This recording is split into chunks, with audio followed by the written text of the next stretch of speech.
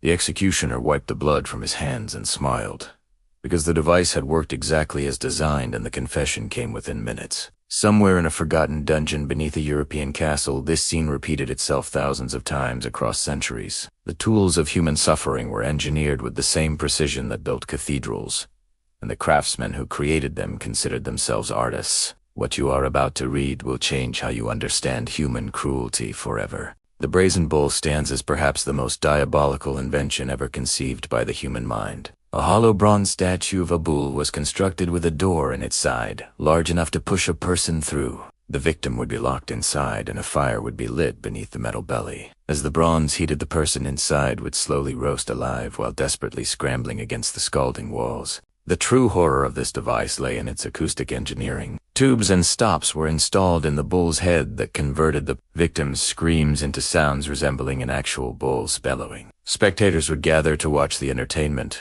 while listening to what seemed like animal sounds. The inventor Perillos was reportedly the first person tested inside his own creation when the tyrant Phalaris wanted to see if it actually worked. The rack stretched across medieval Europe as the preferred method for extracting confessions from the accused. The victim would be placed on a wooden frame and their wrists and ankles would be secured to rollers at opposite ends. When the torturer turned the handles, the body would be slowly pulled in opposite directions. Joints would dislocate with audible popping sounds and ligaments would tear like wet paper. Skilled operators knew exactly how far to stretch before causing death, and they could keep victims alive for hours while slowly increasing the tension. The sound of separating joints became so associated with confession that some prisoners would admit to anything before the first turn of the handle. Permanent disability was guaranteed even for those who survived, and many victims never walked again. The Iron Maiden has been debated by historians, but evidence suggests these coffin-shaped cabinets, lined with inward-facing spikes, were absolutely real. The victim would be forced inside, and the doors would be slowly closed. The spikes were positioned to avoid vital organs and major arteries, ensuring that death came slowly, from blood loss and shock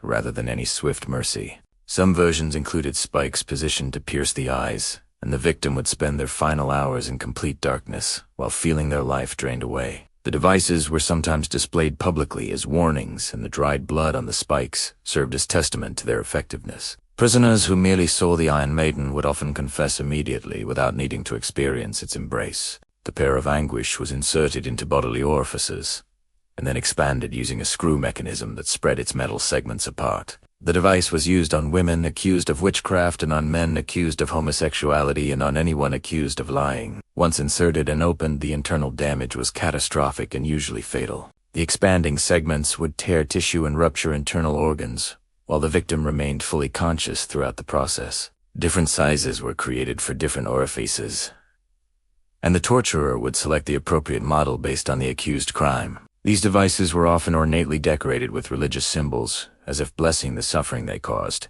The Judas cradle looked almost innocent until you understood its purpose. A pyramid-shaped wooden seat was mounted on a stand, and the victim would be suspended above it with ropes. They would then be slowly lowered onto the point, which would enter their body through whatever orifice was positioned above it. The weight of their own body became the instrument of their destruction. Torturers could control the speed of descent, and they could raise victims back up before lowering them again repeatedly. The process could continue for days, with the victim never being allowed to sleep or rest. Infection was almost guaranteed, and even those who confessed quickly would often die weeks later from the internal damage they had sustained. The breast ripper was designed specifically for women, and its name described its function with horrible accuracy. Metal claws would be attached to the breast tissue and then torn away, either cold or heated until red hot. The device was used on women accused of adultery or abortion or witchcraft, and it left permanent disfigurement that marked survivors for life. The psychological impact extended beyond the physical damage, because the mutilation stripped away the victim's identity as a woman. Survivors were often ostracized from society, and many took their own lives rather than continue living with the visible evidence of their torture. The device was passed down through generations of executioners who modified the design for maximum efficiency. The Spanish donkey consisted of a wooden board standing on edge like a narrow inverted V. The victim would be placed astride this sharp edge, and weights would be attached to their feet. Gravity would slowly pull them down onto the edge, which would eventually slice through their body. The process could take hours or days, depending on how much weight was applied. Some versions were designed to stop just short of killing the victim after causing permanent genital mutilation. The device was used extensively during the Inquisition, and its simplicity meant it could be constructed anywhere with minimal materials. Witnesses described victims begging for death long before the torture was complete. The knee splitter did exactly what its name suggested, and it did so with mechanical precision. 2 spiked wooden blocks would be placed on either side of the knee and then forced together using screws. The spikes would penetrate the flesh from both sides, while the pressure would shatter the kneecap and destroy the joint entirely. This device was particularly favored for repeat offenders because it guaranteed they could never run again. The torturer could control exactly how much damage was inflicted, and skilled operators could destroy the knee while keeping the victim alive and conscious. Multiple joints could be targeted in sequence, and some victims had their elbows and knees destroyed before being released. The head crusher began with a metal cap placed on the skull and a plate positioned beneath the chin. A screw mechanism would then slowly bring these 2 components together. The jaw would shatter first, and then the facial bones would collapse, and finally the skull itself would crack under the mounting pressure. Death rarely came quickly because torturers knew exactly how many turns to make before stopping. The device was often used just to the point of crushing teeth and shattering the jaw before being released.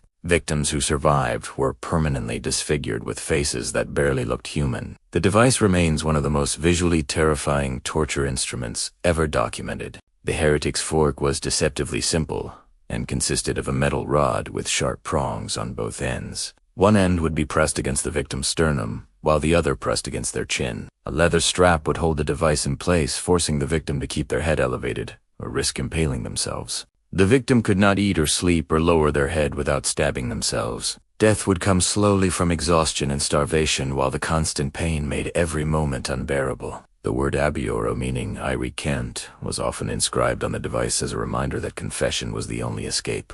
The thumb screw appears almost laughably small until you understand the nerve density in human fingertips. Metal plates would be positioned above and below the fingers or thumbs, and a screw mechanism would slowly crush them together. The pain was reported to be more intense than almost any other form of torture. Skilled torturers could crush 1 joint at a time, working their way through all 10 fingers over hours or days. The device was portable and could be used anywhere without special facilities. Many prisoners confessed after just 1 finger was crushed, and the remaining 9 served as leverage for future cooperation. The scavenger's daughter was invented by an English lieutenant who wanted something more compact than the rack. The device compressed the body into a crouching position, forcing the head toward the knees. Blood would be forced into the extremities until it burst from the nose and ears and fingertips.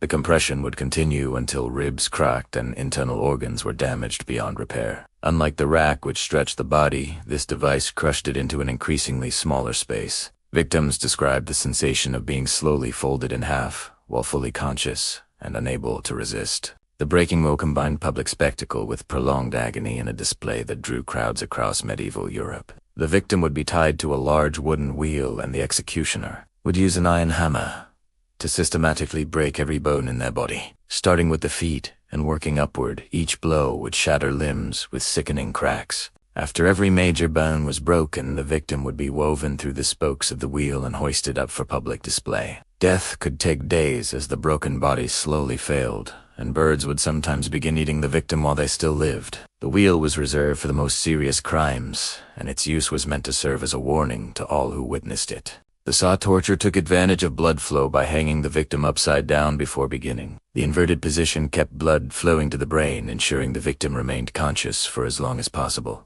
2 executioners would then begin sawing through the body, starting at the groin. Because of the inverted position, victims reportedly survived until the saw reached their midsection. The torture was considered especially shameful and was reserved for traitors and those who had betrayed their lords. Some accounts suggest victims remained aware of their own bisection until the saw reached their navel. The lead sprinkler resembled a holy water vessel but was filled with molten lead or boiling oil instead. The torturer would shake the device to spray droplets of burning liquid onto the victim's body. The drops would eat through flesh on contact, and the random pattern made the pain unpredictable and inescapable. Some versions were used internally by pouring molten substances into body cavities. The lead would cool and solidify inside the victim, creating a permanent metal cast of their internal organs. Death was certain but slow, and the cooling metal would cause additional damage as it contracted. The rat torture required only a bucket and a rat, and time. The bucket would be placed against the victim's body with the rat trapped inside. A heat source would then be applied to the outside of the bucket. The desperate rat would begin chewing through the only soft surface available, which was the victim's flesh. The rat would eventually burrow completely through the victim's body cavity in its frantic attempt to escape the heat. Torturers could control the speed by adjusting the heat source, and the process could take hours. The psychological horror of being eaten alive from the inside was considered as important as the physical damage. The crocodile shears were designed specifically for those who attempted to assassinate royalty. The metal jaws were heated until glowing and then clamped onto the victim's fingers or other appendages.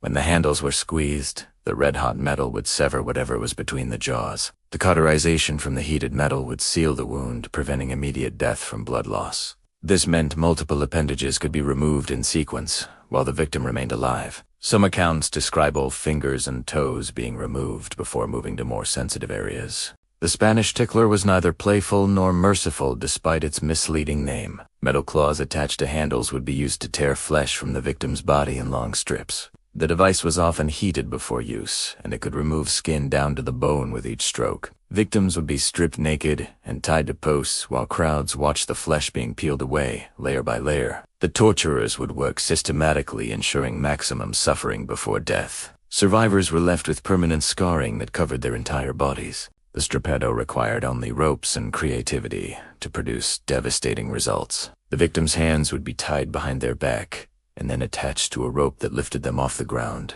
The full weight of the body would hang from the unnaturally positioned shoulders, which would slowly dislocate. Weights could be added to the feet to increase the strain, and sudden drops would cause immediate dislocation. Some versions involved lifting and dropping repeatedly until the arms were completely separated from the shoulder socket. The damage was permanent, and many victims never regained use of their arms. The iron chair was covered in hundreds of small spikes that pierced the victim's flesh without reaching vital organs. The victim would be strapped into the chair and left to sit for hours or days, while the spikes slowly drove deeper. A fire could be lit beneath a metal seat to add burning to the penetration. The spikes were carefully measured to cause maximum pain without allowing death from blood loss. Victims would be interrogated while seated, and any movement would drive the spikes deeper. When finally removed, the hundreds of small puncture wounds would often become infected, leading to slow death weeks later. The tongue terror was a simple but effective device resembling oversized scissors with rough gripping surfaces. The victim's mouth would be forced open and the tongue would be gripped firmly. A sharp pull would remove the tongue entirely, leaving the victim unable to speak for the rest of their life.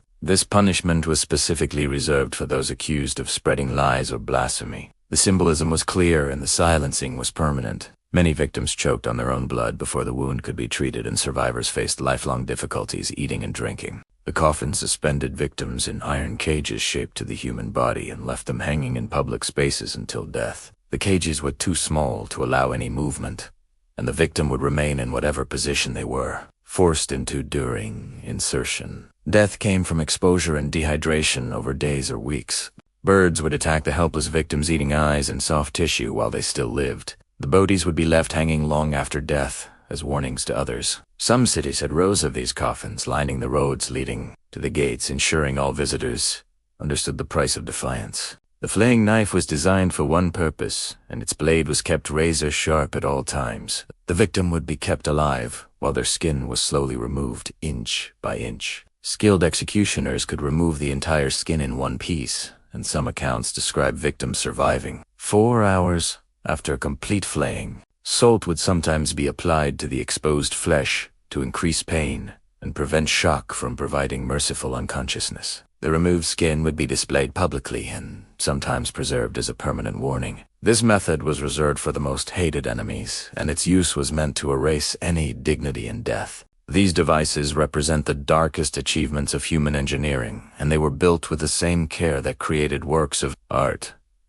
The craftsmen who forged these instruments of suffering passed their knowledge down through generations. Museums around the world still hold examples of these devices, and visitors stand in horror at what human beings were willing to do to each other. The executioners who operated these devices were respected, members of their communities, and they trained for years to perfect their techniques. They understood anatomy and psychology, and they knew exactly how to maximize suffering while controlling the timing of death. Their skills were considered valuable, and their services were always in demand. History tried to forget these devices, but the evidence remains in dungeons and archives across the world. The victims are nameless now, but their suffering shaped the laws we have today that prohibit cruel punishment. We study these horrors not to celebrate them, but to understand how far humanity has come and how far we must never allow ourselves to fall again.